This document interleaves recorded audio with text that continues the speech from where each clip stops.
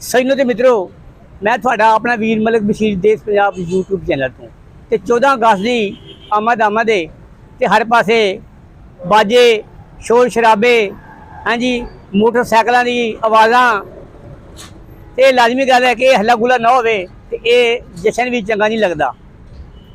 पर इस वेले ट्रैफिक वार्डन ने रिक्शे वालों मोटरसाइकिल वालों इन्ना तंग कर दिता है कि वह बेचारे झंडे के विचों डंडा कढ़ के ते झंडे नूं हथ नाल लहरा रहे हैं। मलिक बशीर जिंदाबाद, मलिक बशीर। डंडे तो पाकिस्तानी कौम वैसे ना डर गई है, क्योंकि ये डंडा 78 बरे हो गए सारे वसदा आ रहा वा।